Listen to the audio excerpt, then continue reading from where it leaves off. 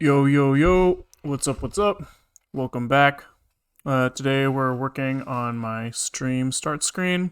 The kind of what we're working towards is we're trying to get like this scene up and running where we have like a little CRT and he says things on him like, oh, the stream's about to start, and this is what we're working on today. And maybe we can like position him in this scene in 3D and maybe like start to make it look a little interesting, write some shaders to like give it like a little CRT effect, whatever. But really, this is like an excuse to explore 3D rendering as a whole. So we've written a little like OpenGL application that like renders some text to the screen, has this like fun little animation, and we've been like slowly building towards importing 3D objects, putting them in the world, etc., etc. So we have like this like little demo of like two of Blender's default monkeys just like stuck in our scene, and it's starting to look like something. But we're like, it definitely still looks like shit, right? Like it looks really bad. And so I think today's thing to look at would be lighting. So I'm kind of hoping that if we add some sort of lighting system to our renderer, this will start to look like a lot better. And my understanding of lighting is that essentially you have like, you have like your little light. That's supposed to be a light bulb or a skull. You can't really tell. We have to put like these little. It looks like a stinky skull. This is supposed to be a light bulb. We'll draw a sun instead of a light bulb. How about that? A little. We got a little light over here, and he's like casting rays in directions, right? But in our world, we don't really have to worry about all of the rays that miss stuff, right? Because like if we have like a void of space, all of these like rays will just keep going forever. So all I really need to care about is like we have like our little like thing in the scene. And my understanding is essentially like how bright this surface looks is related to like the angle in which it's hit by the light. So if the light's coming like straight onto it and bounce back off, like you'll see like almost the full amount of the light. But if you see the light come in like this and it's bounced off like this, like that's less, right? Like you can imagine that if the light came in like totally parallel to the surface, you would see nothing. And you could imagine that like if it's just barely tipped towards it, then you would see like a little bit, etc. So I believe that it's as simple as you put a light in your scene, you calculate the angle between like the direction the face is pointing and the direction that the light's coming from, and that's like multiplied by the brightness in some way. I'm not sure if it's linear. I might have to do a quick Google for that, but step one of this to like get this is like we need to figure out which direction this face is pointing, which we don't really have any concept of in our render yet. And then we're gonna have to like put some lights in the scene, and for each face, we're going to have to calculate the difference between the light and our normal vector. Extra complication is that there's like concepts of smooth and flat shading. So maybe I can pull in an example here. So here in Blender, you have like your light here, and in this scenario, this is called flat shading, where like each surface is like completely square. But if I turn on like smooth shading, all of a sudden it looks like kind of different, and it's because they interpolate the normals. So like each point on this guy will have a normal vector, and they're interpolating him. So it looks a lot different if you're using flat or smooth shading. So I'm not really sure which one we're going to be using. We might end up having to try both. But that's another thing to think about, is that like for each face we might be interpolating normals of different vectors, or sorry, of different vertices. But yeah, that's all we really need to do. So first step would be trying to get normals. So we'll say we need to get normals for object that we've imported from Blender. And then after that, we're gonna have to like apply lighting according to normals, which means that we're gonna have to also, before we do that, like upload normals for each vertex to the GPU so that he can like do those calculations as he iterates over a face. And that's probably it. So I think we just start. Got a couple questions or comments in chat. Do you have any advice to getting started for development on NixOS, just official docs? I would, first question, I would make sure that you really want to use NixOS, because NixOS is like, yeah, I would double check that like you have a good reason for wanting to use it, because I definitely wouldn't want like you to get the impression by watching my stream that you should use NixOS. But if you already like it for whatever reason, I would just say getting started on Nix is pretty sick, because you can set up your whole environment in like a virtual machine, and once you're ready to drop that onto real hardware, you can just copy paste the configuration. So you can do any experimentation you want in like a safe environment first, and then just like flip a switch at the end. So that's really my only piece of advice there. Yeah. Okay. Let's see. What am I looking for? I'm trying to start an editor, and I want to look at our object parser. Okay, so right now let's look at the our little object file. So here he has like a series of points in 3D space. These are like combined to form our faces, right? So if we have like point here, point here, point here, point here, we might like connect them together like this to draw a plane. So that's what these views are. The VN is vertex normal, so each of these guys is going to have like a direction that light would bounce off him at, and then when you combine them all, maybe they like all point this way, or maybe they're like all pointing up or something, right? Whatever. And then when you combine them, you get like a face that's pointing up as well. So we're not parsing these guys yet. We have to add support for vertex normals to our parser. Then we have these like texture coordinates. So each vertex also has like, where does this map into an image that like is what I want to render on my object. So the object is like in 2D projected onto this guy.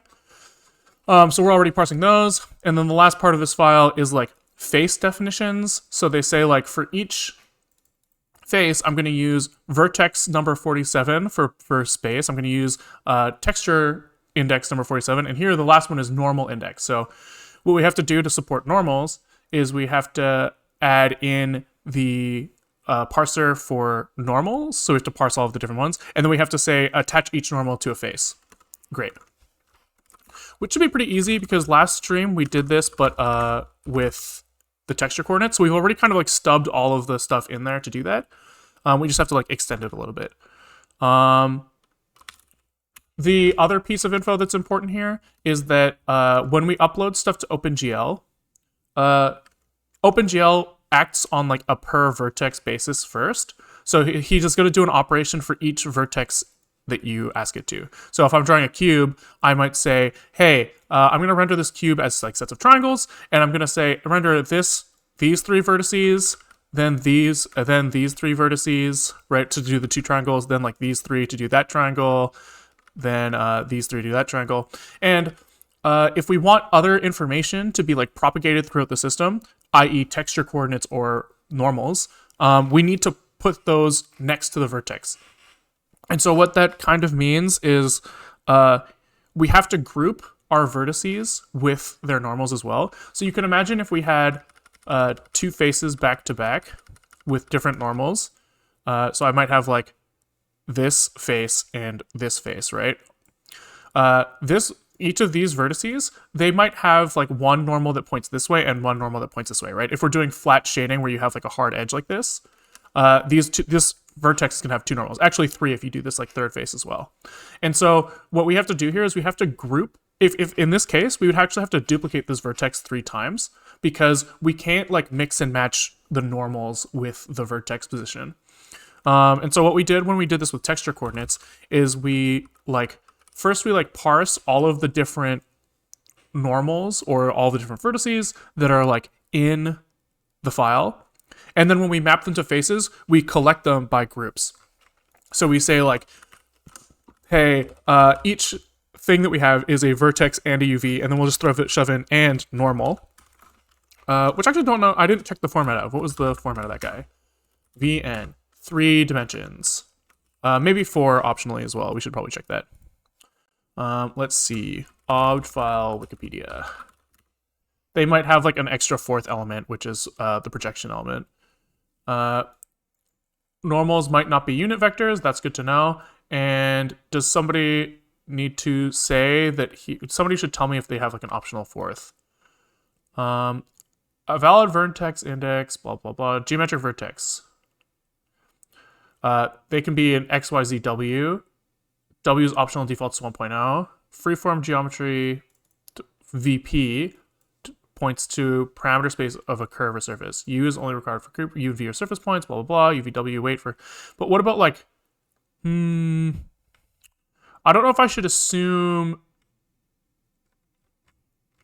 I guess for now, we will assume that there are only sets of 3. And if there's an extra set of 4, we can like handle that later. Jimpy91, thanks for the tier 1. Appreciate it. Because yeah, I see like in this example in Wikipedia that there's like an optional fourth parameter for geometric vertices, but for vertex normals, not so much.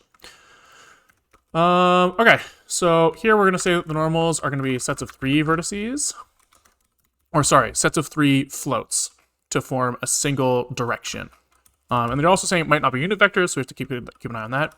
We'll say that if we see a Vn, then we're going to do something, which is going to be something like, I guess it's going to be almost the exact same as our existing vertex parse, except without the 4th element. So maybe we'll just say in this parse vertex function, we'll add in an extra like parse possible 4th.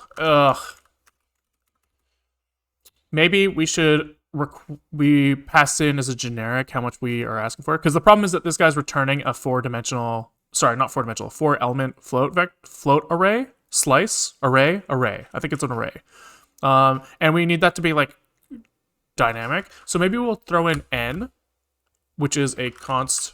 I don't know what the parameter here is called. I think it's const n usize is how we define this.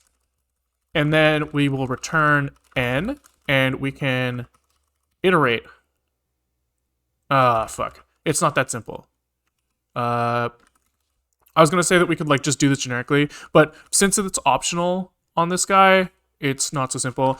Maybe reusing the code here is not as simple as it seems, and so we will call this parse vertex, the original, and we'll call the new one parse vertex only 3.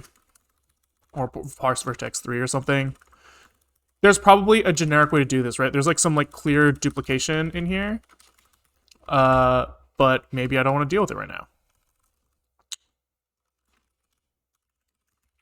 I guess theoretically I could reuse parse vertex 3 in parse vertex. Like there's a clear code reuse in this area. But is it worth it, right? The question often with code reuse, it's like, is it actually doing the same thing, or does it happen to be doing the same thing?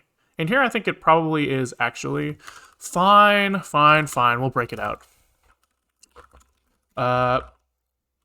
So we'll say parse vertex n or something, who's going to take in these generic parameters, but instead of returning something, maybe he takes in like a mutable slice to something. Does that make sense?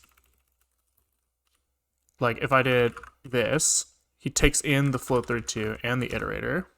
So we'll say data,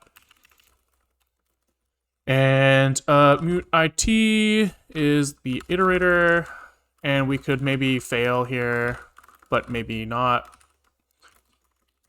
And then we don't have to like declare this thing. We can just loop over I in 0 dot data len. We say data I is equal to this,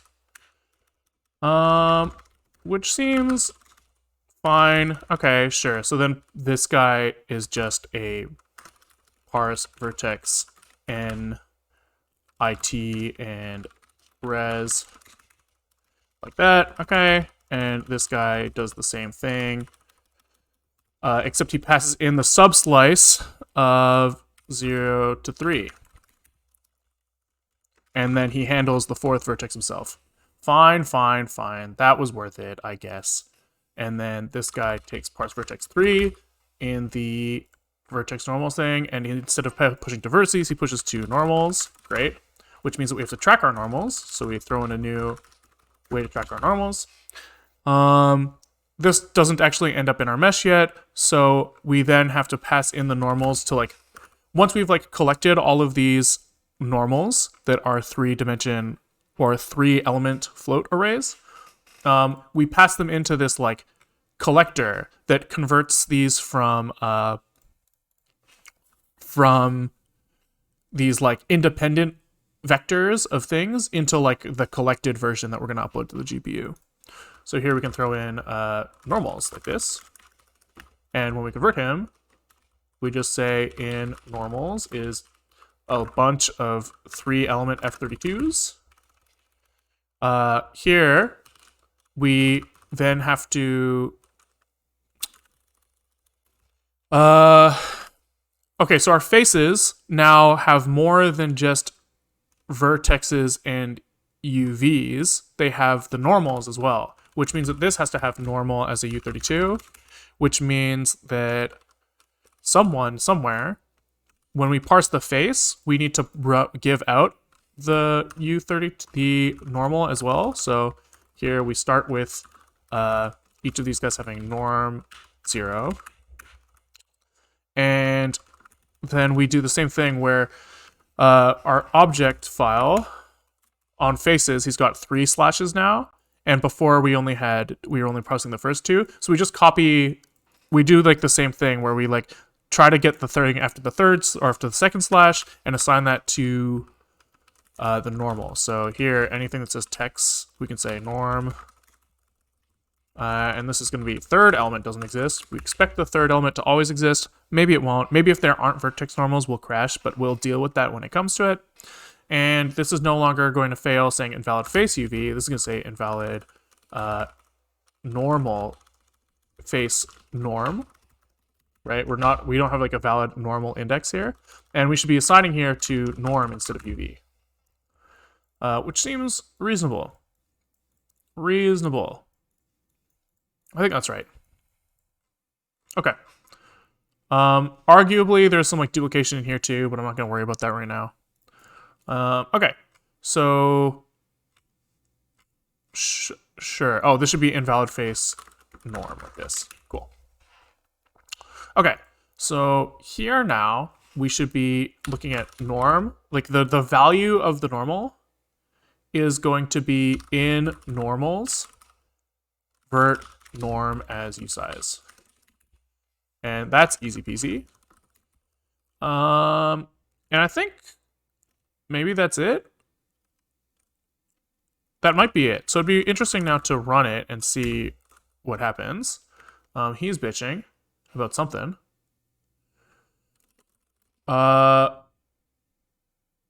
Because, okay, so in our like generic function that we split out here, this guy needs to be a mutable reference to the iterator because he's still going to be used externally. Which means that here, this guy needs to be like and mute like this, and mute like this. Cargo check. So, oops, yeah, I just put the and mute in the wrong spot because my brain wasn't working right. So we throw another one here. Boom. Okay. So that actually compiles now. So if I cargo run, we do crash. So this is in cube renderer. Okay. So it actually looks like we probably parsed this correctly. Let's just take a quick little look.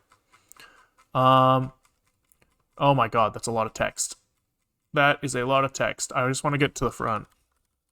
Get me up there, baby. Go way back. Way back there. Okay, here we go. So here we're seeing that our first normal is 0.66 negative 2. I'll just copy paste this so that we don't lose it. Okay, and if we look at our object file that we just tried to pull this from, we should be seeing this guy. So the first face that we were looking at is using the first vertex normal, number 1, and it's using them for all 3, which is interesting. And the first vertex normal that we see is negative or 0.66 negative 0.206. That looks like the same fucking number, this and this, which is pretty sick. So that's like a good indication that our parsing here is like working, even if it's not perfect yet, because we're crashing, because we have this helpful assertion here. When we upload this stuff to the GPU, we're essentially saying like, here's a bunch of numbers, GPU, float, float, float, float, float, 0, 1, 2, 3, 4, 5. And we know that if we were to like take the memory representation of this guy, we know that this is like 4, 5, 6, 7, 8, 9 floats back to back. So we know that this is like the position, pause, this is its like texture coordinate, and the next part would be, this is like its normal. But we need to like inform the GPU of that when we upload the data. So in our what we are calling cube renderer, but is actually just a generic object renderer, we have to fix that name eventually. When we upload our mesh to the GPU, we have this like assertion in here that says like, well, let's make sure that like the data matches what we expect, and it doesn't now because we've just packed some new data in there. So all we have to do here is fix this. So we go from 6 floats to 9 floats because we've added 3 more floats for the normal, and then we have to tell the GPU that we're like using that thing. So it's going to be like the second thing in our, or sorry, the third thing, index 2 in our attribute thing. And we're going to upload to the normal location, which we haven't found yet, but we'll deal with that later. There's going to be 3 elements instead of 2, and he's going to be offset by however long each of these guys were. So we could actually try to get kind of clever here, and we could say like stood mem offset of, or like we could find like the offset of the normal in the struct, but we can also just calculate it by hand. So there's, I think it's 24, right? 8 more bytes than we were at here because these with the UV coordinates were too long. Easy. Yeah. Okay. That seems reasonable. And now we just have to like find that normal location. So in our vertex shader, when we like run stuff on the GPU, we have like several inputs, and we need to know like where they are so that we can communicate that. We were like, what we're doing here is we're essentially saying like, hey, our vertices are packed as vertex, UV, normal. And in our vertex shader, we're also going to have like in vertex, in UV, in normal. And this could be defined in any order here. But we know that our data is laid on this way, so we're kind of saying like, hey, here is the way that you should interpret this. The normal is going to be third, the vertex is going to be first, and the UV is going to be second. So we have to like link those things together, so we need to look up where they are in our shader. Which means that in here, we just have to say, hey, hey program, I'm looking for this parameter called normal, and could you tell me where that is? And then we just write that down and use that to link them later. Which means that we should just be able to do normal look. And this is, I was using the wrong call here. This should be get attribute location, not uniform. Because attributes are per vertex, uniforms are for all vertices. And then we just have to update our vertex shader to take that in. So we'll say in vec3 normal. And I think that I'm not sure if I might have to use it, or else it might not get compiled in. I'm not really sure about that. So I'm going to try running this and see what happens. And we're saying invalid vertex shader, which makes sense if this gets compiled out. So let's just like do something like say out vec3 normal, because we know we're going to be using it in our like pixel shader later, fragment shader, whatever you want to call it.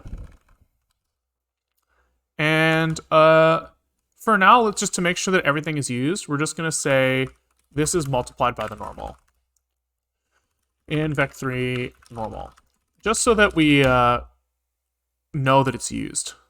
So he doesn't like that normal was redeclared. Normal, normal, normal.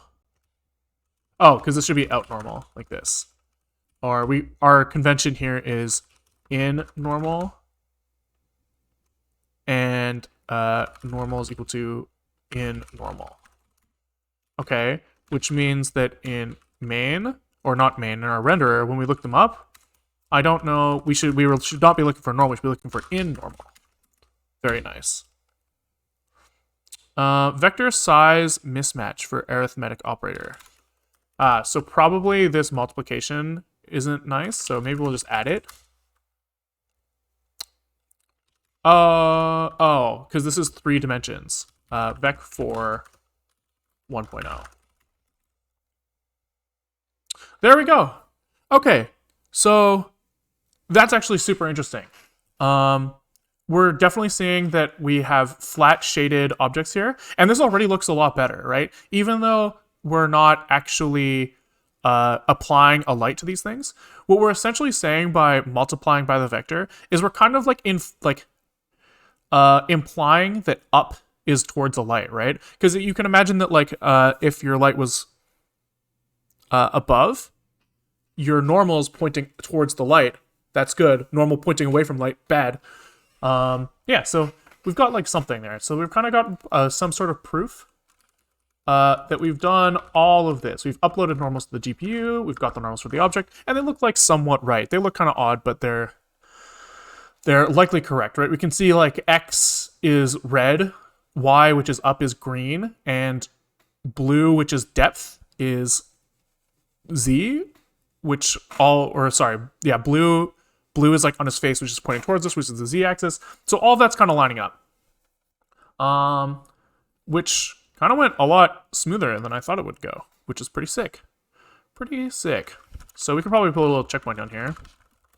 And we'll just say render normals on monkeys. Okay. And so the next thing to do is start trying to like position a light and use that. So I'm gonna have to do a quick look up here. I've been reading this like learn OpenGL site, basic lighting. And I'm pretty sure all they say here is, oh my gosh, I don't want an ad. I think all they say here is that the light should just be scaled by the dot product with the normal, I think, but I want to just double check that. So we're starting with diffuse lighting, and they're saying, okay, I just want to like double check what they do in terms of like actually applying it. So they have diffuse, which is the difference times the light color, where difference is the dot product of the normal and the light director. Yeah, okay. Or capping it at 0. Yeah, okay, that all lines up. So they're using this like nice little effect of dot products that like they're very cheap to calculate. But they give you essentially like how do I say this? The dot product is essentially like if I have 2 vectors like this, and I'm doing like A dot B, you get essentially like the amount of A that's like projected onto B at a 90-degree angle, which means that like if they're completely perpendicular, you get 0, right? Because like there's no line there. And if they're like almost completely aligned, you get something that's like almost 1 because you're getting like most of this area.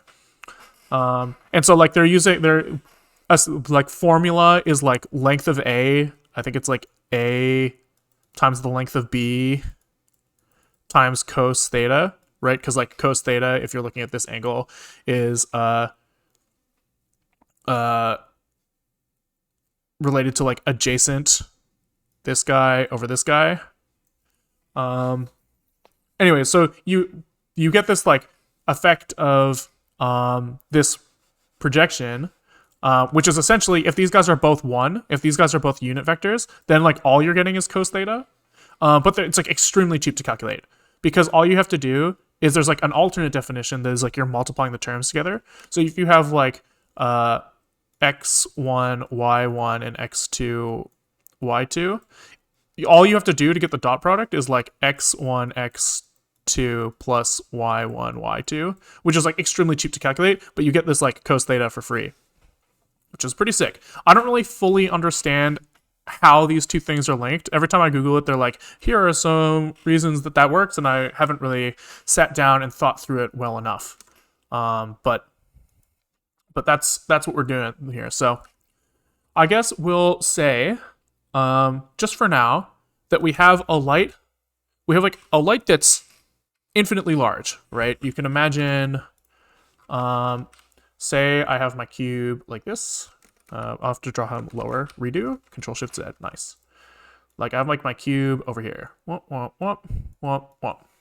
And I'm going to say maybe that I have a light in the sky that's like infinitely large, goes forever in all directions. And so then all I should have to do is think about like a direction that the light is coming in along this whole thing. And we can kind of assume that it's like even lighting from all things. And so that's kind of like the sun kind of behaves like that to Earth, if I remember correctly. They like, because it's so far away. I would think, I guess I don't really understand why. I guess because it's so far away, right? We have like Earth over here and the sun like way over here, that like essentially every ray is coming in. Like we're seeing such a small sliver of all of the light that the sun's putting out that it's effectively all coming in at the exact same direction, I guess, is like the rationale for why that's like the sun. So all of that to say, I don't have to think about a light position in this model. I only have to think about a light direction, because that's all I have to worry about. So we'll say that we have like light dir is like an input to our thing, and it's going to be the same for all pixels in the entire world. And so let's say that the light is coming in. He's going to be a 3D vector. Sorry, not 3D. Yeah, 3D vector. And he's going to be like, let's have him come in at like some angle from upwards. So let's say he's coming in at like mostly down, maybe a little bit to the left and a little bit in both X and Z, and then very much downwards in Y. Can I call like normalize on this now? Cargo run, like, is that like valid open GLSL syntax? It looks like it is, which is pretty cool. And so we'll also set like a light color. So let's start with it being maybe completely white. So we'll say this is going to be R red 1.0, G 1.0, B 1.0, very white. And then we can essentially try to say that we multiply the color by our normal dot product with the light direction. So we'll say normal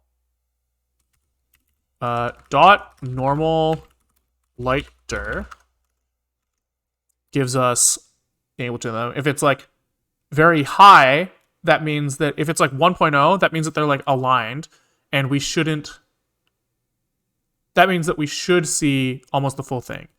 But we kind of want them to be backwards from each other, I guess, right? Like I have my normal is going to be pointing up and my light's going to be pointing down, and that's when I care about this. So I actually want it when the dot product is negative. So I think I do negative dot product, and do I just multiply that by the light? Is that what they did in Learn OpenGL? Just multiply. They multiplied normal by the light dir without a negative, which is surprising to me. That's surprising to me. I would think almost certainly you only want it to be bright if your things are in the opposite direction from each other. I'm going to ignore what they did and do what I'm doing now and see if it behaves the way I expect. And if so, it could be that their like convention for light direction is just opposite of what I thought. That's possible. Because they might be just storing it. They might be calculating the light direction as like the direction from me to the light, not from the light to me. If that makes sense, right? You might be saying that like they might be calculating as like I have a light over here, right? And I'm like this pixel, and I'm calculating like direction to the light in this way, and my normal. In which case, not doing the negative makes sense. But in my world, I'm saying that the light's coming in like this, which means that I want to invert it. So I think that's right. And then I just multiply this by the color. So do I just do this? But probably only for the color, not for the alpha. The alpha, or maybe the alpha gets scaled with the light direction. I don't know. No, because if there's no light, I want very much visible blackness on it. Okay, so we'll say vec for, I guess we can just say out color is this texture, and then we can say texture dot or out color xyz, i.e. the first 3 dimensions, not alpha, not first 3 elements, not alpha, I should say, is equal to out color xyz times this. And I also have to normalize. Oh, I already did. He's normalized. Sick. So he doesn't like that because I didn't put a semicolon over here. No way. Wait, that looks sick. That already looks pretty damn good. Let's like put the light at like a different angle. Let's light from below. Hey, that's pretty cool. Wow, look at that. That's easy. That's pretty sick. And let's animate the light direction so that we can kind of like get a bit of color for it. Let's also try what happens if we make our light green. Like there's no. Okay, so that's not working because we also have to multiply this by the light color.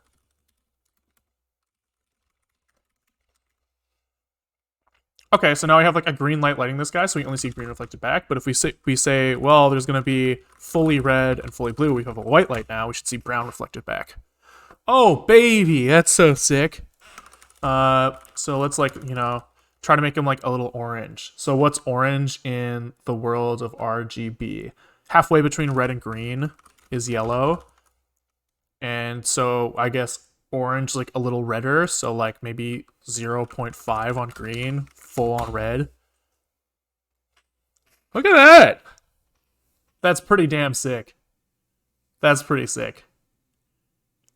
Okay. So we'll say that at some point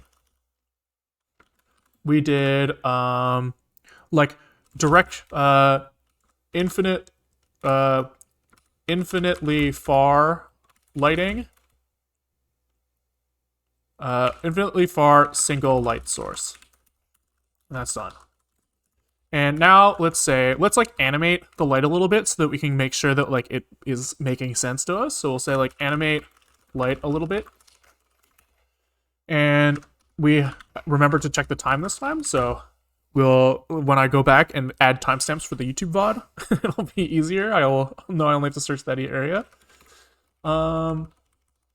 Okay, so now what we haven't exposed externally are these like 2 uniforms, right? Like we have these parameters that we can now tweak, but we don't have any way to set them. So we'll go to our mesh renderer, which is inside the function, the module cube renderer, which is just a terribly wrong name. And maybe we'll say one of the things you can do before you render anything in the world, you can set the light direction. And this is going to be, direction is 3 F32s. It probably would eventually make sense for us to use some sort of like vector class for this, but I don't feel like I want to do that yet. Because, this set of 3 floats could be anything, but really we know that it's a direction. So we're going to say, we're going to use our program, because if we're setting a parameter, we need to make sure that we're setting it on the right program. If we didn't do this, then it might just set it on like some other program and that wouldn't work. We're going to add a, not a matrix here. We're going to set a uniform at the light location or light direction location, which we haven't figured out yet. And we need to look up what is the like way to set a vector. GL uniform is probably what we're looking for here, and GL uniform 3F is almost certainly the one that we care about for 3 floats. Uniform 3F32 is going to be the Rust bindings name for that.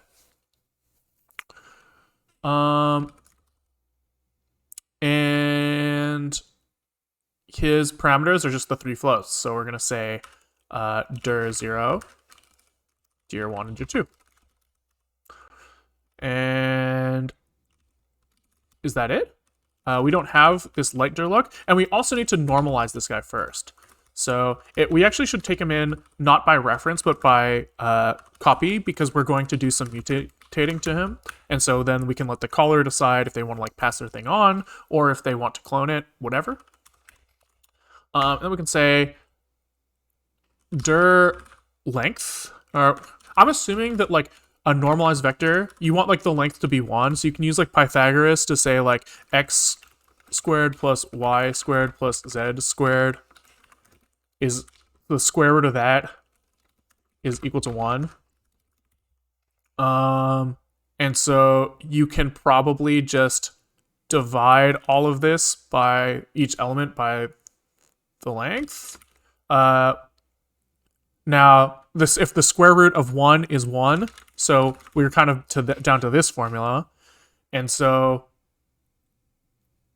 then we have like an x, a y, and a z. And so to get like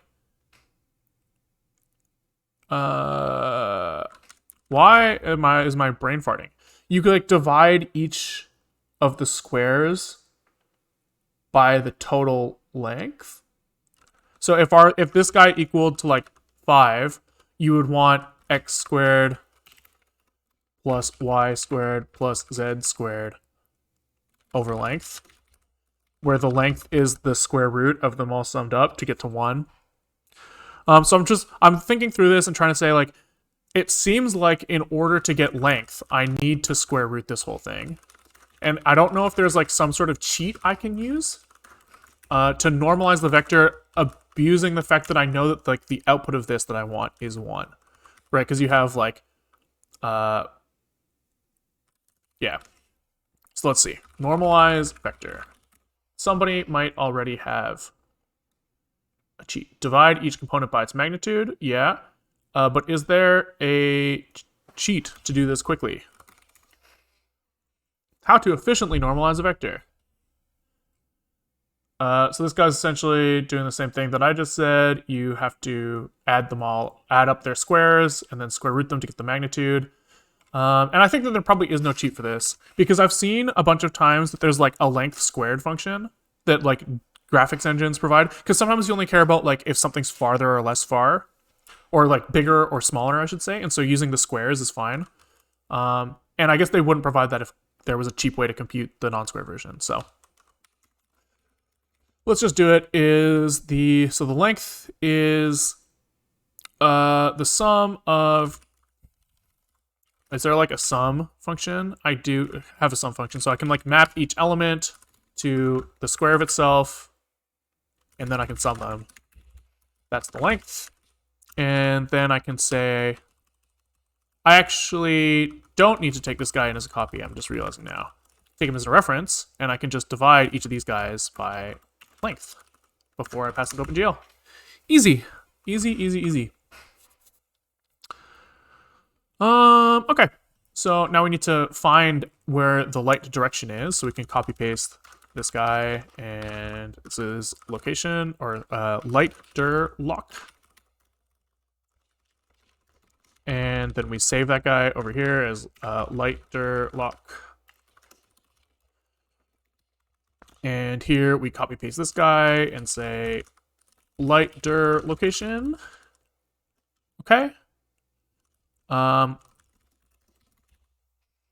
And then in main, where we set up our little animation, we could just rotate the light around Y or something.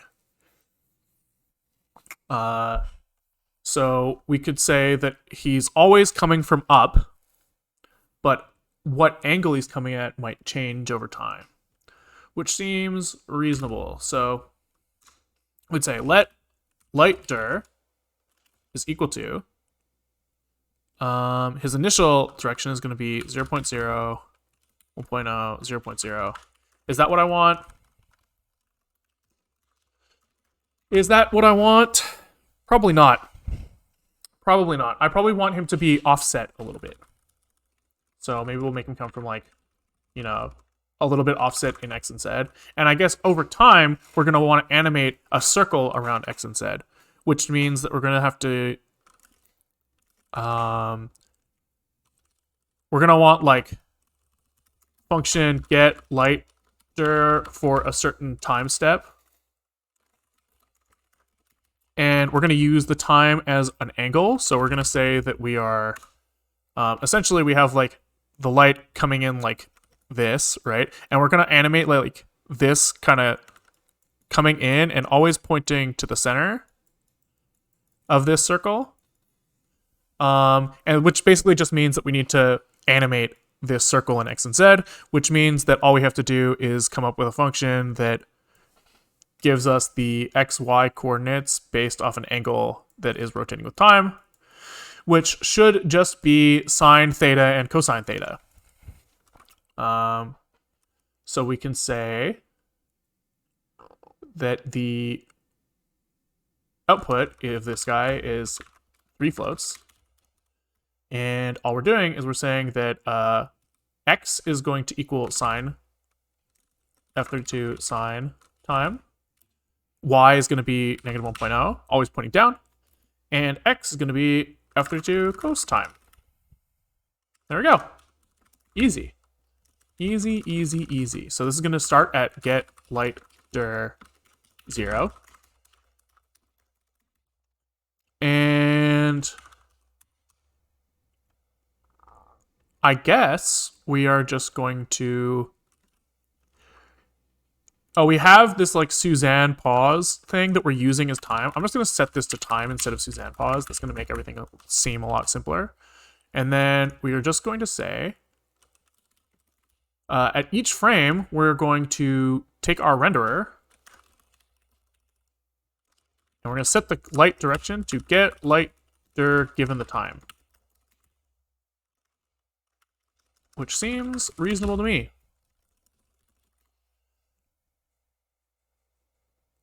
I guess the time of the light moving scaling with this rotation of the camera doesn't make sense. So let's like maybe times 3 just to make the light move at a different rate than the camera is spinning. And that's pretty sick. We can kind of see the light. It's kind of behaving the way we'd expect there, which is pretty sick. Pretty sick. And we can also animate the light color over time, because that's an option for us. So let's just do the same thing here, where we have a light direction and a light color. And the color is also 3 floats, I guess. We don't have to do this like uniform thing to it. Or sorry, the like scaling to make it unit length 1. And just instead of direction, we have color. And somewhere here, instead of direction, we have color. And here we have a color that we have to stash. And over here, we have a color that we have to stash. And that compiles, and then all you have to do is set the light color. And so I guess we'll just do the same thing, where we have set light color is going to change over time. We'll change it really slow, maybe. So we'll divide the time by like 4. The light color will change very slowly. And we'll do the same thing. We'll say get light color relative to time. I guess What do we want to do here? We could like alternate between RGB and then all of them, I guess. Maybe we'll add in each color. I'm trying to think, like maybe we do like red, then green, then blue, then white, and back. I don't want to do that. We'll just alternate it between RG and B. That's pretty easy to do. So we'll say that thinking. Ugh, that's not super trivial.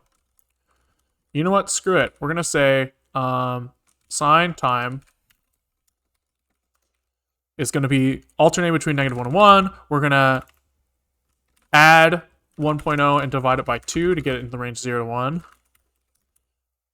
And we're just going to maybe we actually want to get it in the range of like 0.5 to 1, so it's always like somewhat bright but not like super bright.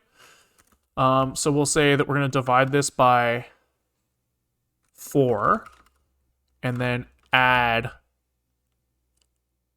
0.5. -1 over 4 is like -0.25. 0.75 is what we want to add here to get in the range 0.5 to 1. So we'll say let color is equal to this, and then we'll just return color. So we should see it kind of like dimming and brightening effectively.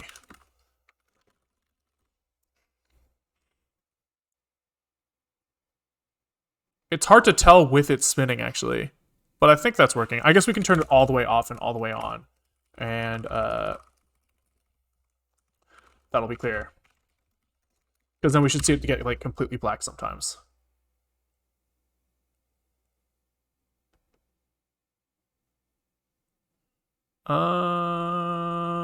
Yeah, that does seem to be doing it. Okay, so we are adjusting the light color, easy peasy, and then we can do the same thing. Just confirm that it's like if we're only modifying red, we should see that come out. Yeah, so I think that's pretty good.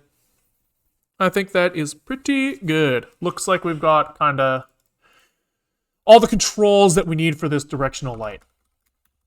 And I guess the question becomes, do we need point lights? And I think the answer to that question is probably not. Right? I was thinking like originally, let's see, like if we're working towards this scene here, we can actually see if these point lights are contributing very nicely to the look. Like if we were to do this only with a directional light, which I think that you can do if you just say that the world has like a sun. How do I add light sun? Here we go. I'm pretty sure. And then this guy just like points at some angle. And it doesn't actually look like this sun is having an effect.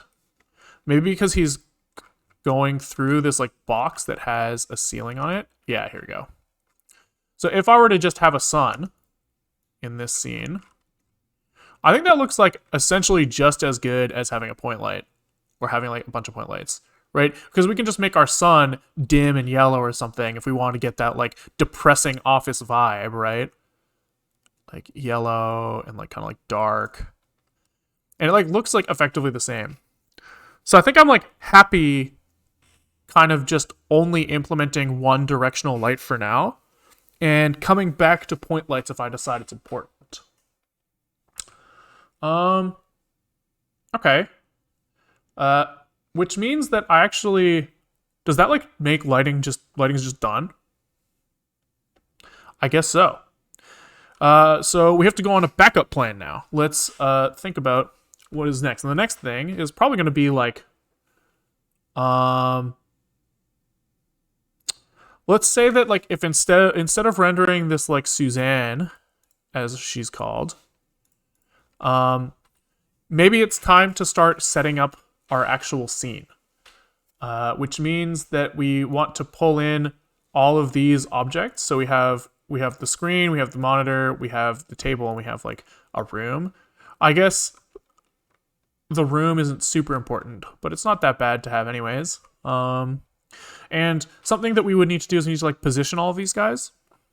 And part of me wonders if it's worth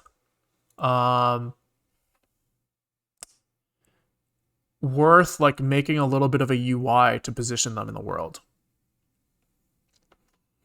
Maybe. Let's just start trying to like construct the scene for now and go from there. Let's do that. So can we like maybe export all of our objects as obj files? So we can say file, export, objs. And I guess obj files can contain multiple meshes, which might be a problem for us. We kind of want like one mesh per obj. So I'm going to just like keep that constraint for now. So I'm going to just say file, export, obj. This is the room. And I guess it also becomes a little easier.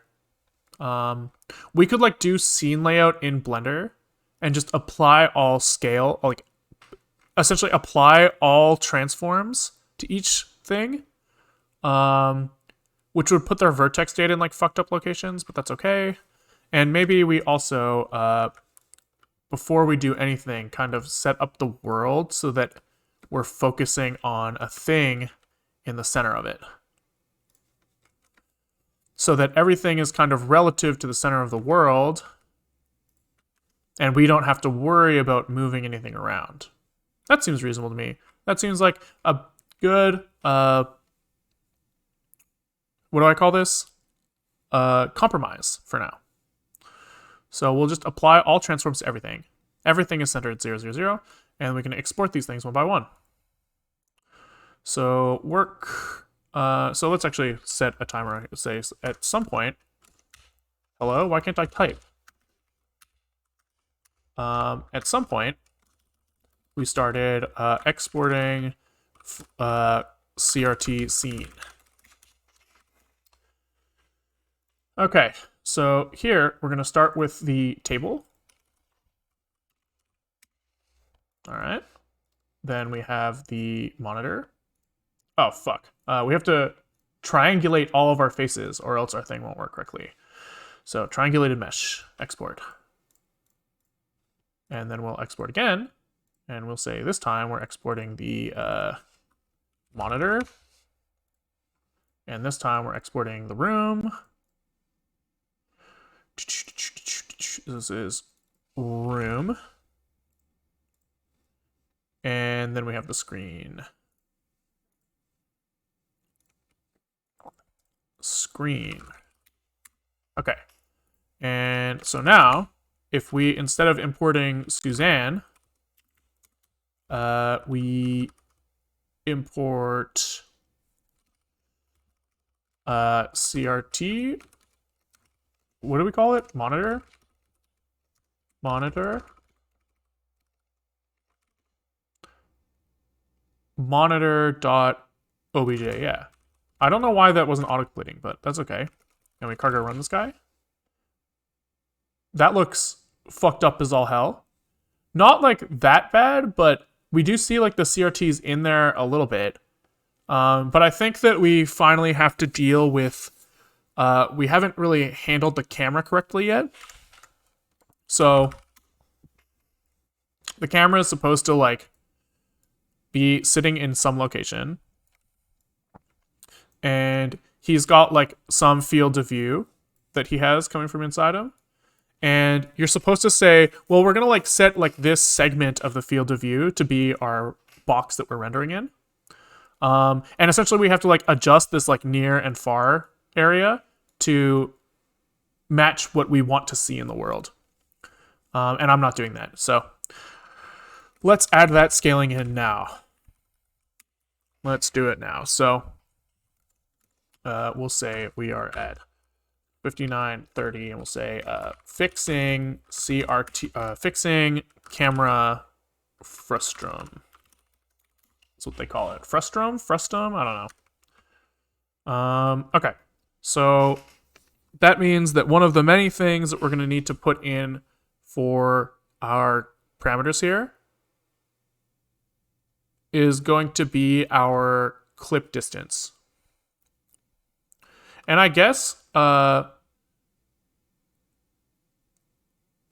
we could just set it to be unconditionally far, right? I don't think that in our renderer we really care about this too much. We can just say like outvert.z divide equal by like 1,000 or like 100. We'll say we'll render everything up to 100 meters away. That seems reasonable. We could set it as a parameter, but I don't see any reason that we're gonna actually have to change that much in our shitty little renderer. And if we have anything that's like behind us, we should just discard it. So I think you can say if outvert.z is less than 0.0, discard. And I think that'll just delete it. He doesn't like that, because discard may only appear in a fragment shader. Fuck. I guess we can say if it's less than 0.0, we just say outvert.z is equal to... I guess we can't just full on discard it. Fuck. Because if we just set it to somewhere really far away, any interpolation of faces with that one would get a little messed up. So I guess we do just have to set the position, and maybe we pass in the... I'm trying to avoid like rendering stuff behind us, right? Because what happens is... Oh, we can just add 1 to the distance of everything. Yeah, that should work. Outvert.z plus equals 1.0. Nope, that does not work. What am I talking about? Minus equals 1.0. There we go. So that way we can kind of imagine that in our like OpenGL 3D world, right, where in OpenGL we have essentially -1, we have like -1 to 1, -1 to 1, -1 to 1. Before we were putting the camera right in the center, which is a problem because we're rendering things essentially behind us as well as in front of us. But if I just put like my camera on this plane at z -1, then we don't ever get anything behind us, which is fine. So I'm essentially saying move everything in the world back by 1. So anything that was at 0, 0, 0 will now be here where my camera is, and that's the first thing I'll render, which seems fine. We'll see if that works. Not really sure. That looks fucked up still.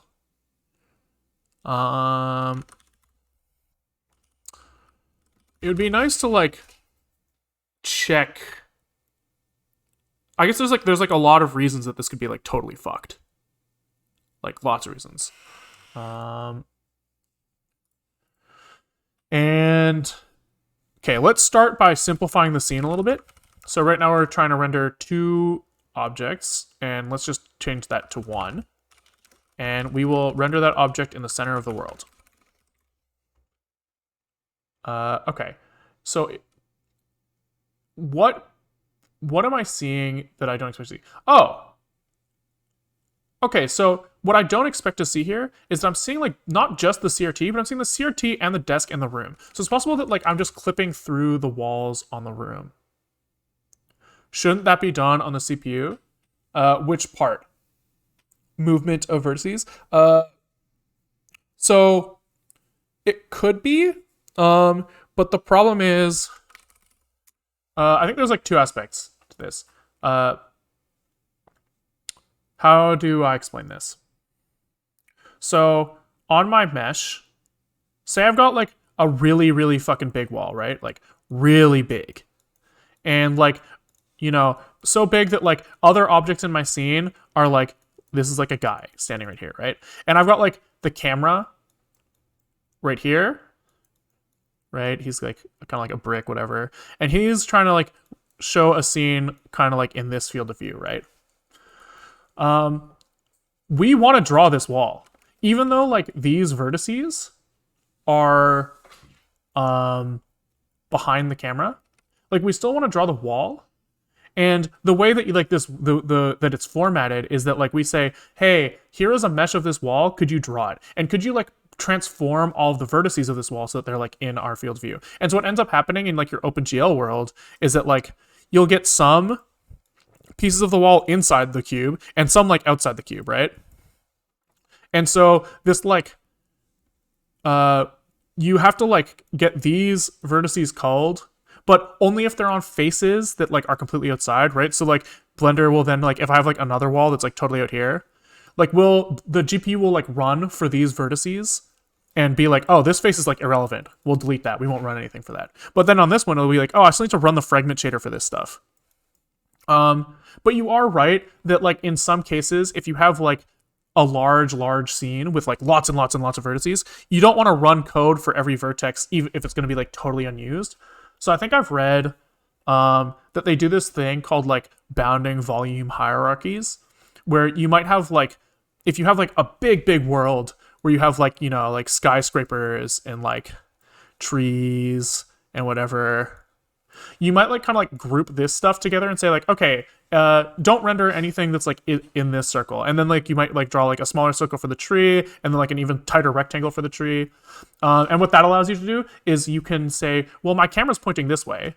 And so like all of the stuff that's like in this circle is like completely fucking irrelevant. So like I'm not even going to try to put that on the GPU because I know that it's going to have no effect. And so like there's like when you say like shouldn't that be done on the CPU, it's like, well, I think it's like kind of like it depends, right? You want to do like, if I understand correctly, I'm not a game developer, right? I've just like watched some YouTube videos. But my understanding is that you when you have lots and lots and lots of data, you kind of want to use the CPU to remove large chunks of work for cheap. But you don't want to ever be doing like lots of stuff on the GPU that requires like tons and tons of iteration, because like GPUs are so good at being fucking parallelized. Like sometimes if you spent too much time trying to cull stuff, it would actually be faster to just process extra on the GPU because it can do so much in fucking parallel. So it depends. It depends. In our case, doing any extra work to do CPU culling is like a non-issue, because we could render like the whole world 1,000,000 times on our GPU before anybody noticed, because like our scene is like, you know, like a couple hundred vertices. So ever culling is like silly when we can just like let the GPU do it for us. Anyways, I fucked up my exports. We got distracted, but what I was saying was, we were exporting the whole world for each object, so we just have to go back and click this selected only box so that we're only exporting one object at a time. And that way we can bisect problems a little easier. So this is the monitor, this is the screen, this is the screen, and this is the RAM. Okay, so now when we run, hopefully we see something a little more sane. There we go. That's my little CRT. Let's fix up this light animation. I just want a static light for now so that I can get a better eye for it. So we'll say that the light direction is like 0.4, -1.0, 0.4 or something. I don't know, it doesn't fucking matter. And light color, we want to be 1.0, 1.0, 1.0. And these need to be little ampersands here. Okay. So that looks kind of okay. Yeah, that looks fine. So we can probably add on the screen now. So we can say that where did we import this object file? Okay, delete this shit, we don't need this. And we can pull in the screen. And even the desk probably. All of these are probably fine. So we'll say screen and table.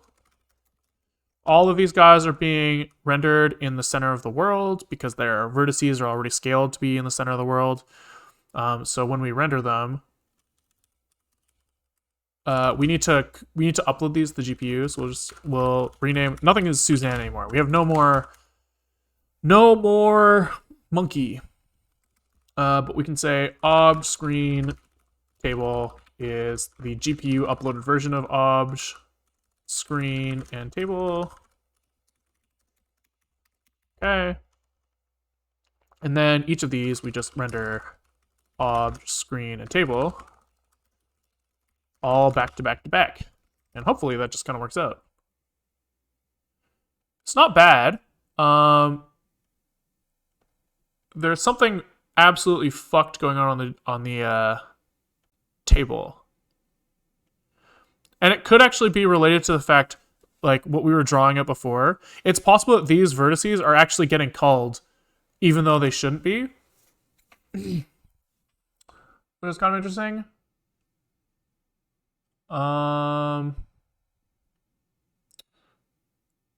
Yeah, this is odd. Something about this doesn't look right. OpenGL face with vertices outside of frustum. Frustum? Frustrum. Frustum.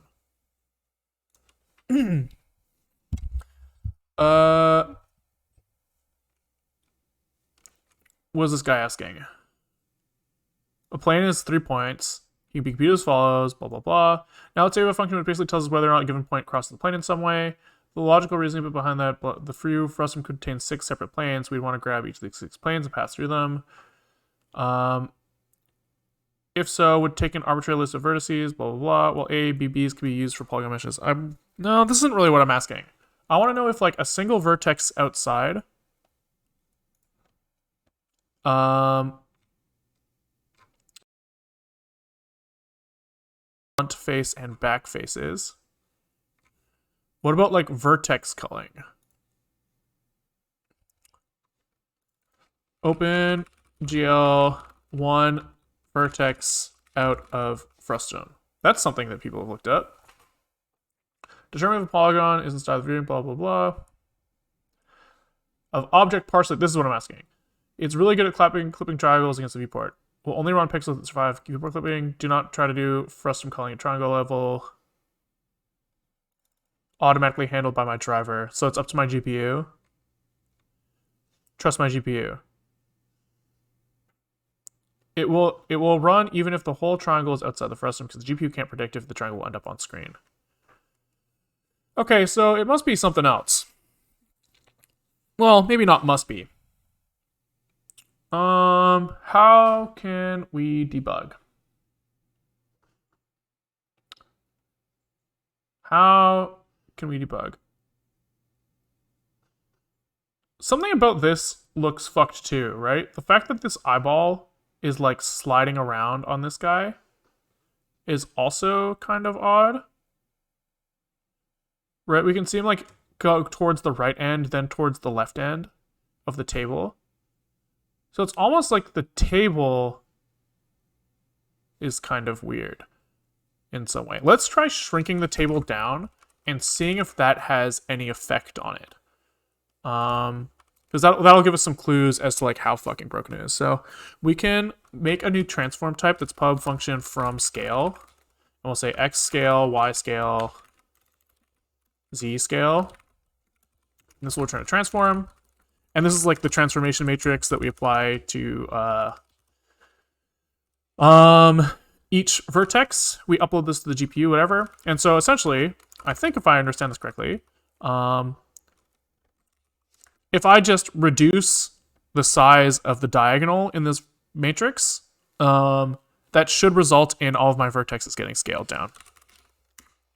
Right? Like if I have a point at like 0.5, 0.75, and like 2.0. This is like X, Y, and Z.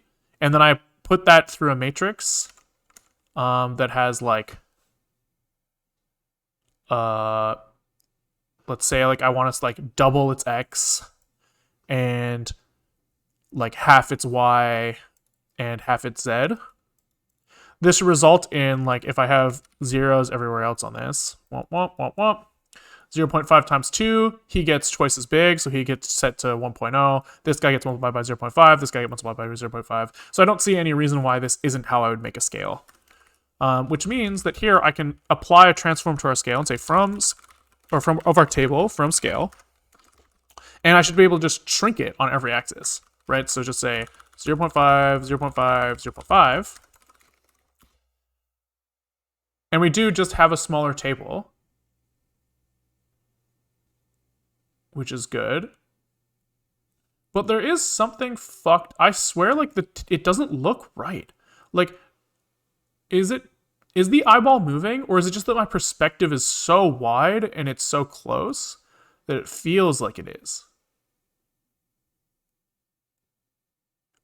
I can't help but feel like something's warping. Let's go back to my 3D vertex shader stuff and like double check this. So I'm gonna disable this, like, it looks like the table's moving onto the monitor. Yeah, I agree. Something about it doesn't feel right. Doesn't feel right. Look at the edges of the table to the monitor. Yeah, it does feel like it's going up and down, huh? Which is odd. Because if the vertices are in the rotation of the table not centered, well, I should be rotating the camera, not the table itself. But you're right that there could be a bug in there. There could be. I guess the screen relative to the monitor doesn't feel like it has that problem. I think, but it's hard to tell. It is hard to tell.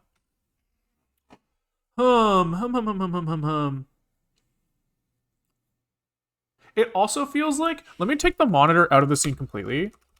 It feels like the UV coordinates on the table are also getting like fucked up and like moved around.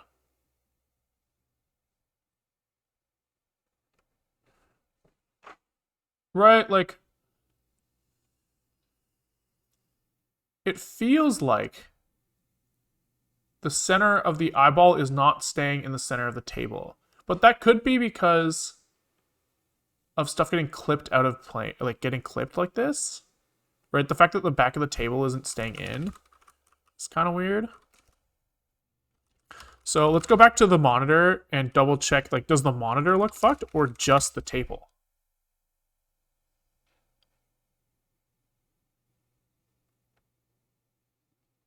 That feels a lot more fine.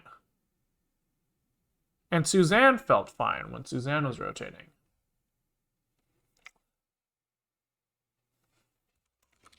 Let's go back to my vertex shader, and I'm taking the vertex position, multiplying it by the model position, and then applying my perspective scaling. No. Applying the camera rotation. Right. So this is where the vertex is, where the vertex is in the world, where the vertex is relative to my camera. Then I'm applying perspective. So I don't see any reason for this to be a problem.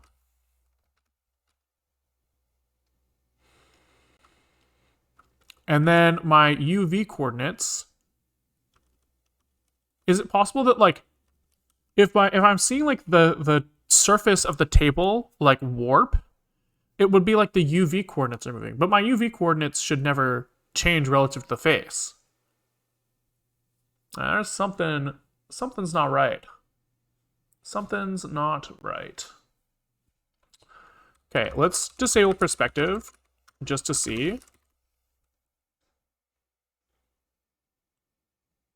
Okay, and then we'll go back to looking at the table just to bisect, like, what type of thing could be fucking us here. That looks a lot better to me. I think. Right, like, the eyeball doesn't look like it's sliding around on the table anymore. It looks like it's staying in the same spot. But the table is clipping out at the back. So it's possible that after we apply perspective, either we're doing something wrong, or the fact that it's clipping out is like a real problem. I'm trying to squish the table down, but I need to squish it in the right direction just to make sure that, like, make sure it doesn't end up clipping out of the scene. And then I want to turn back on perspective and see if that looks fucked up.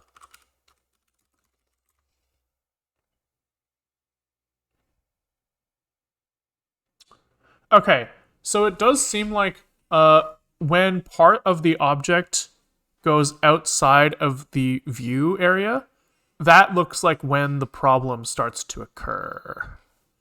So let's go back to here. I don't want to scale it in Y because it doesn't like sit, the monitor stops sitting on the table nicely in that scenario.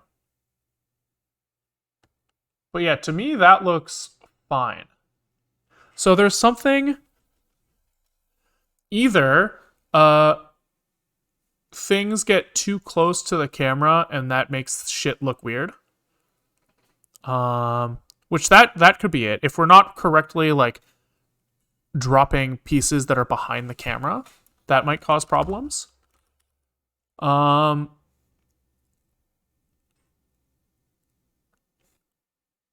this, like, what did we do? We did outvert.z minus equals 1.0 to try to make sure that nothing that's supposed to be behind the camera ends up there. Which seems reasonable. And then, can I try making it bigger again? I just want to... trying to get a feel for, like, what could even be wrong here. Right, like, that looks wrong again. Am I crazy? Like, I'm seeing the eyeball, like, slide around compared to the monitor. And why the fuck is that? I don't even think anything's clipping out anymore. It just feels like maybe the perspective is just too aggressive. That could be it. So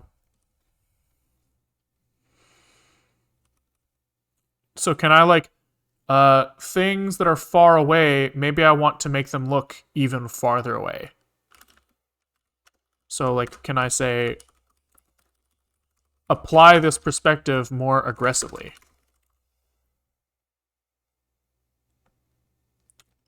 But even then, I swear, like, I swear this eyeball is sliding around the table. I swear. But maybe it's not, and I'm just crazy. It could be that, like, the perspective is just fucking with my head. Maybe let's apply maybe less perspective and see if that is relevant in some way. No, I swear it's fucking moving.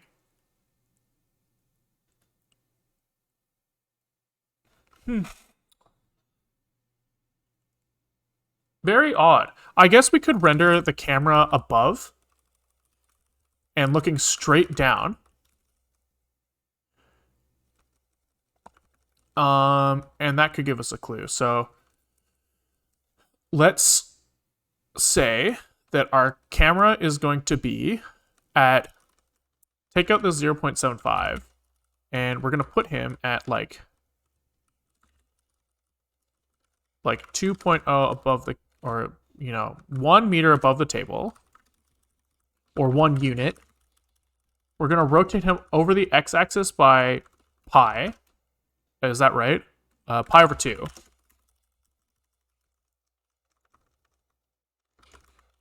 And that seems reasonable. Do we see anything? That looks just totally fucked up. Which is kind of interesting. Did I rotate the wrong way? Holy shit, what am I looking at? That's crazy. So that's interesting in and of itself. So where were we before? And let's try to like gradually make it to where we were, and maybe that'll give us a clue. Something must be fucked up for me to be seeing that. Is the monitor in the middle? I think it is. Not really sure. We can check Blender. Blender says he's in the middle, but we also shrunk the table a little bit, so it's hard to say. Hard to say. Okay. So let's adjust the camera slowly. So let's rotate him less. So now he's looking straight ahead. Okay. Now let's move him back further in Z. So we should get farther away now. And let's get like even farther away. Now we see nothing because we need to scale our vertices down because we're only showing things that are close. So we'll just make everything smaller. Okay, that looks okay. And now let's slowly rotate the camera up above. Oh, I see. We were just inside the cube. We have to be at like, okay, I just want to make sure that we get the rotation angle correct here. So let's rotate by like a little bit, maybe like 1.0. So we should see us like looking diagonally down. Oh, okay, wait. I get this. I understand. So we want to look down by pi over 2 for a 90-degree down. But this is after we've already moved the camera back. So we don't want to adjust this anything at the Y position anymore. And now we should be looking from on top straight down spinning. And we are. Oh, that's interesting. Oh! I see what's happening. So, our world isn't square. Like the canvas we're drawing on is not a square, and so everything's getting stretched sideways. So we have to account for aspect ratio in our viewport stuff. So when we pull everything in here, let's say that we have a fixed camera height, and we'll take in a float that defines our aspect ratio that defaults to 1.0. And when we render, we should just pass in our aspect ratio as one of the many things. So we can say aspect, which we should have defined somewhere. Okay. And so now when we render, we take in the aspect ratio. And we just set that as one of our many parameters. So I think it is a uniform. What are our options here? Uniform single float is our aspect ratio. And we're going to say, apply that to the aspect ratio location, and we're going to set the value to fucking aspect ratio. Cool. Now we just need to find the aspect ratio location, which we set as the name as aspect. So we'll say S light color aspect. Cool. Light color goes to aspect. And here we store the aspect ratio. All right, so all of this guy should work out now. And then all we have to do now is in our vertex shader, we need to multiply the X position by divided by the aspect, I guess. Outvert.x divide equal by aspect. And do I do that after perspective? I think that's like the last thing I do.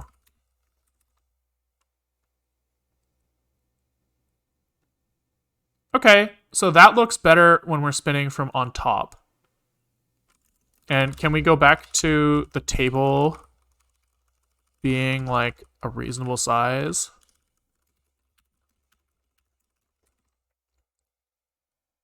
Okay. And now I don't feel like the eyeball is moving relative to the table. And then we can go back to our old angle. So we were at like, I don't remember the angle we were at. Fuck. We'll just undo a fuck ton until we get there. And we'll copy and then we'll redo a bunch. Hope we don't lose any work. Paste, delete. All right. And now it's absolutely fucked again. But I think it's because we're clipping out the back. So we'll just kind of make this smaller again. And see if he looks okay at the old camera angle with a small table.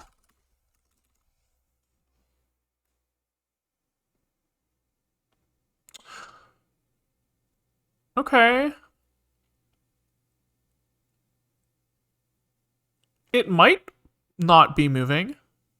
Can we like move? Maybe it's because we're too close. That's why you have like a near clip plane that we're not applying right now.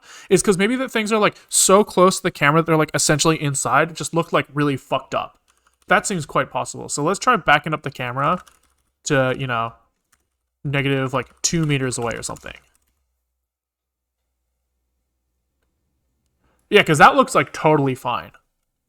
So I would, it's possible that like, how do I draw this? So we're like putting everything in like this cube, right? Womp, womp, womp, womp, womp, womp, womp. Oh, that's such a bad cube. Let's try drawing that again. So 1, 2, 3, 4, 5, 6, 7. Womp, womp, womp, womp, womp.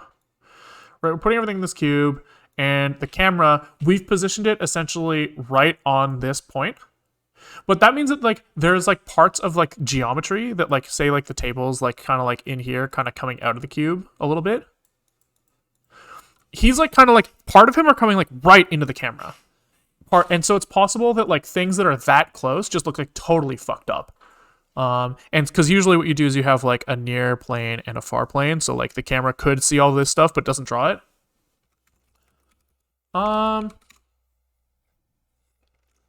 Yeah, that's possible. That's only possible. So it's almost like after we apply perspective here, like, do we move everything back even further? Like, if I did like a 1.5 backup, does it still look fucked up? So that we clip things on the near plane as well? Maybe, maybe not. Let's go back to a little 1.0 and see.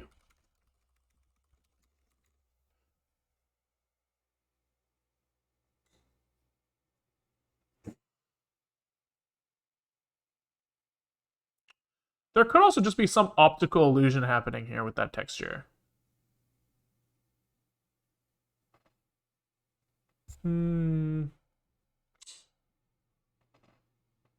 Or like maybe somehow the UVs are getting warped as we... You know what? We'll just make it smaller and I'll stop thinking about it for now. That's what I want to do. That's what I want to do. And I want to try texturing him a little better. We'll keep this in mind that this is like a potential major problem. But for now, I don't have any ideas, and me just like saying over and over again what's the problem is like not really that useful or interesting. So we'll keep it in mind and we might come back to it later. Let's load in the screen again. Screen. Okay.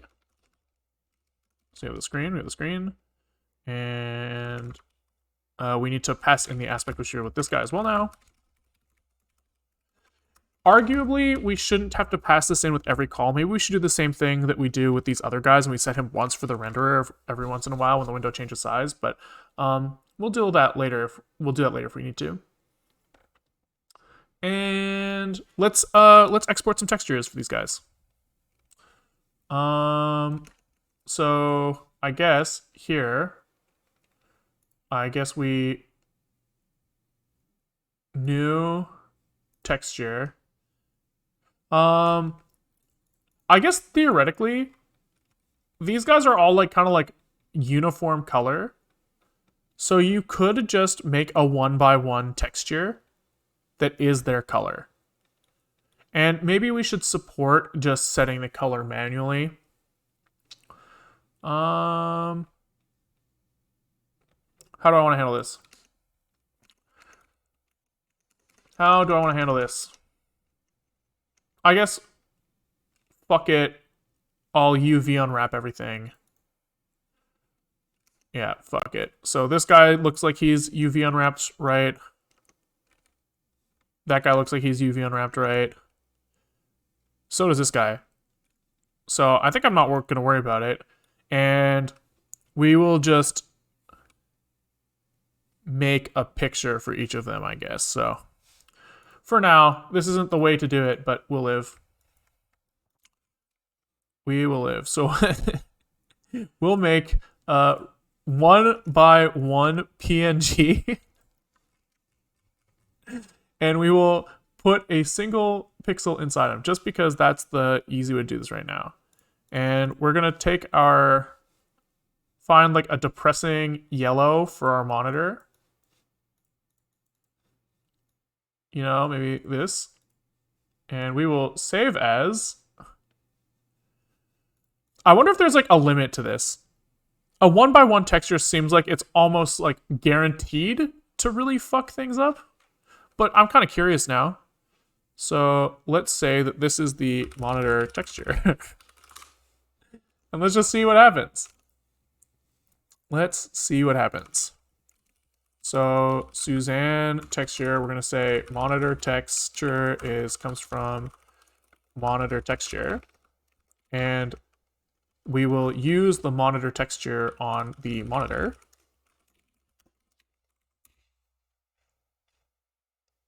And that actually worked shockingly well. I didn't really expect that to work, but it did.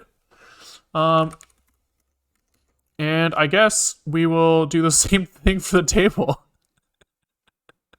That's pretty funny. That's pretty funny. Okay, so we open the monitor texture, we zoom in a fuck ton, we find a nice little color for the table, which is going to be like a nice little dark brown somewhere. Maybe like that. Boom. Save as table texture. And then we'll do the same thing. And I guess we'll just take a little black and set that as the screen texture. Just as a for now. Okay. So here we have screen texture and table texture. We called this table texture, and I think I misspelled screen texture. Yeah, I did. And we'll just live with it because I don't care. So screen gets the screen texture, the table gets the table texture.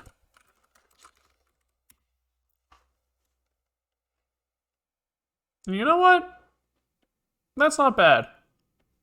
Not bad at all. I think probably the screen is a little, like having him be full on black is a little bit of a problem because then like literally no light's reflected. So we'll just make him like a dark gray for now instead, because then we can have like see some effect of light. Is that IKEA? Yeah, dude. We went to the store and we bought it. Okay. I think that's reasonable for now.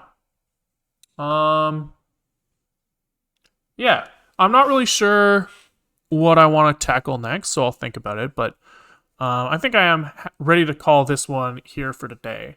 I'll probably be back on tomorrow with something. I'm just not sure what. We can either maybe start looking at probably shadows. Shadows is probably next, right? Like the fact that the monitor doesn't cast a shadow on the table is like fucking annoying and makes it look like total ass. But otherwise, look pretty good. Starting to look pretty good. What is my theme, by the way? Theme for what? Like Vim? Vim, I think, is Solo Kai. Theme. Color scheme. Sonokai. This guy.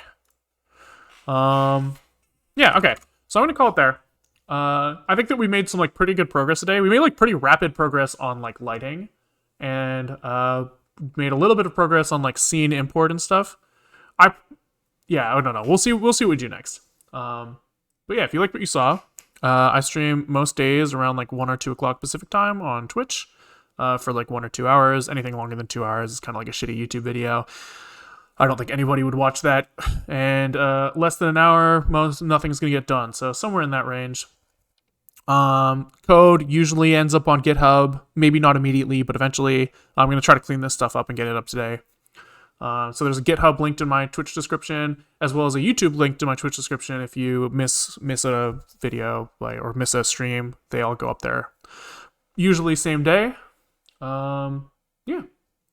I think that's, I guess, yeah, we're working on 3D rendering right now, but Other days we're working on like operating systems, and I think I have like an AI project that I want to get going on in the near future. So we try to do some variety, learn stuff, whatever. Yeah, thanks for watching. Catch you guys on the next one. Bye.